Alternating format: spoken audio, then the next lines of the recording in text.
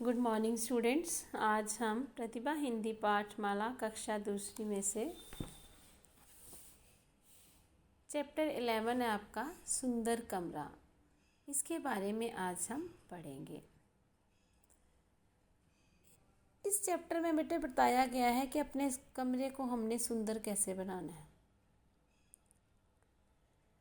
रानी नाम की लड़की है एक, जो गुमसुम अपने कमरे में बैठी हुई है और उसकी माँ के पूछने पर, उसकी चुप्पी का कारण पूछने पर वह बताती है कि वह अपनी सहेली दोस्त जो है अलका, उसके घर गई थी और उसका कमरा जो था उसे बहुत सुंदर लगा।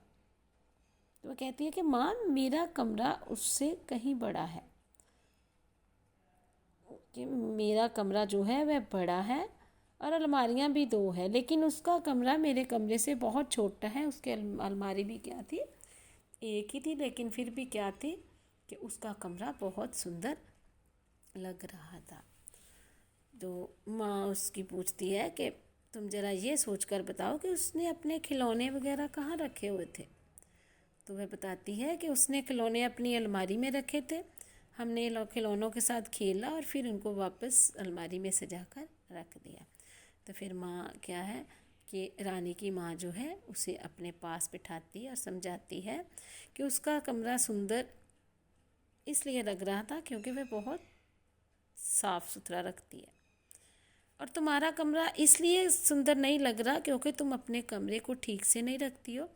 चारों ओर कागज़ के टुकड़े पड़े रहते हैं, जूते चप्पलें जो हैं वो इधर उधर फेंक देती हो, और खिलौने भी क्या है सही ढंग से नहीं रखती। ये देखो बेटा, उसके कमरे में क्या है, चीज़ें सारी जो हैं वो इधर उधर बिखरी पड़ी हैं, सारी चीज़ें उसने इधर उधर फेंक के रखी है, खिलौने वगैरह कुछ भी सही ढंग से नहीं रखा हुआ।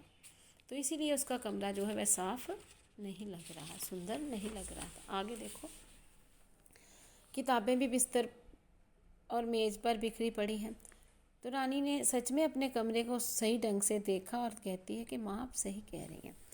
वह अपनी माँ की मदद से सारी चीज़ों को सही ढंग से रख देती है। अपनी माँ की मदद से जो किताबें हैं वो भी अच्छे ढंग से रख देती है अलमारी में, खिलौने भी अपनी अलमारी में रख देती है अच्छे ढंग से, और अपना बिस्तर भी जो है वो सही ढंग से बिछा देती है। उस ऊपर क्या बिछा हुआ है, लाल पीले रंग की जो चादर है वो बिछाई हुई है, तकिया पड़ा हुआ है, और उसका कमरा, वही कमरा जो है वह उसे क्या लग रहा है, बिल्कुल क्या लग रहा है, साफ लग रहा है, बहुत सुंदर लग रहा है। तो बेटा आप लोग भी अपने कमरे को सही ढंग से रखा करो, कागज़ वगैरह इधर उधर ना फेंक के रखा करो। कुछ भी चीज़ें जो होती हैं, खेल लो, सामान अपना सही ढंग से रखो, अपनी किताबें भी जो है सही ढंग से रखनी चाहिए। ये देखो, पर्दे के जो खिड़कियों के पर्दे हैं उसने साइड पे किए हुए हैं, उनसे भी क्या है, शुद्ध हवा अंदर आ रही है।